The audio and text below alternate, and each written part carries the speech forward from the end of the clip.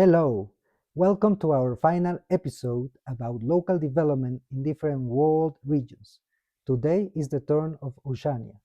Across this continent, five recurring ingredients of successful territorial development become visible. This continent is often associated with prosperous cities, spectacular landscapes, and high living standards. However, behind this image lies one of the world's most diverse territorial realities. From global metropolitan regions to remote indigenous communities and small Pacific island states, development looks very different depending on the place. More than in any other region, Oceania reminds us that development begins by understanding territories. The first lesson is simple. Every territory is different. Australia alone contains some of the world's most dynamic cities, vast mining regions, highly productive agricultural areas, and remote communities facing completely different challenges. New Zealand combines globally competitive industries with small rural communities seeking to retain people and opportunities. Across the Pacific Islands, limited land, geographic isolation, and high exposure to climate change create development conditions unlike anywhere else. Effective development, therefore, begins with a careful diagnosis of each territory.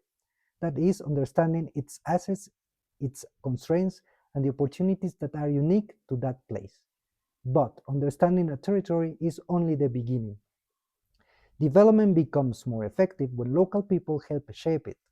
Throughout Oceania, indigenous communities have increasingly demonstrated that lasting progress depends not only on investment, but also on participation, local leadership, and shared decision making.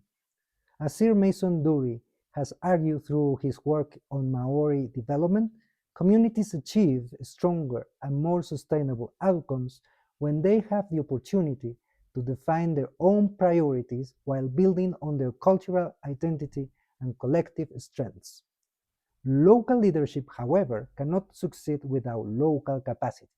Many regions across Australia, New Zealand, and the Pacific continue investing in better infrastructure, stronger institutions, education, digital connectivity, and local skills.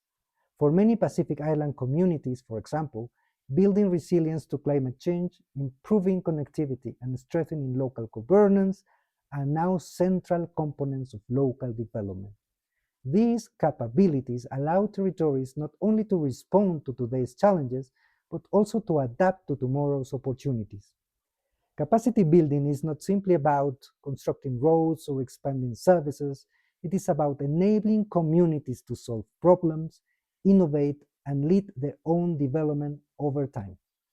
Oceania also reminds us that successful development grows from the distinctive assets that already exist within each territory. Some regions build globally competitive agricultural industries, others develop advanced marine economies, renewable energy, tourism, creative industries, or knowledge-intensive services. For example, across the Pacific Islands, the sustainable management of ocean resources, cultural heritage, and community knowledge has become an essential foundation for their development. Indigenous knowledge itself has increasingly contributed to innovation in environmental management, conservation, and sustainable resource use. This illustrates that development becomes stronger when it is rooted in the unique characteristics of each place. Finally, no territory develops in isolation. Australia's regional economies depend on global markets, investment, and knowledge exchange.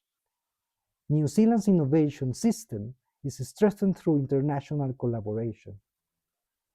And for many Pacific Island states, regional cooperation is not simply beneficial, it is essential.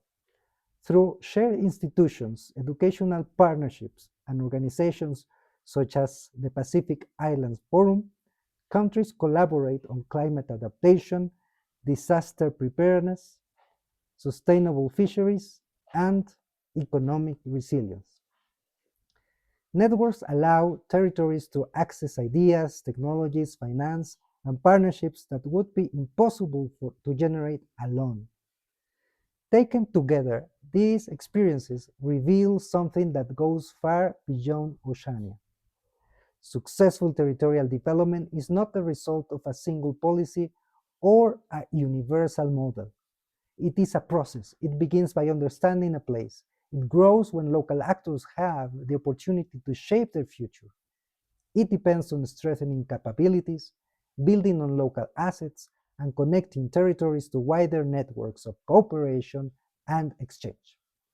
The most successful territories are those where these different elements reinforce one another, allowing communities not simply to experience development, but to actively create it. Oceania reminds us that development is neither purely top-down nor purely bottom-up. National strategies matter, so do local capabilities, institutions, and leadership. Well, we have reached the end of our series. Each episode has shown that whether the issue is industrial policy in China, organized crime in Latin America, institutions in Africa, cohesion policy in Europe, or indigenous leadership in Oceania, the same lesson keeps emerging. Places are not passive containers of development. They are active arenas where development is shaped, negotiated, and transformed. Because in the end, development is not simply about economies, it is about territories and the quality of life of the people who inhabit them. Thank you very much. I hope you enjoyed our series and expanded your understanding of place-based approaches to development. Any comments and suggestions for further video series are welcome. Thanks very much. Bye for now.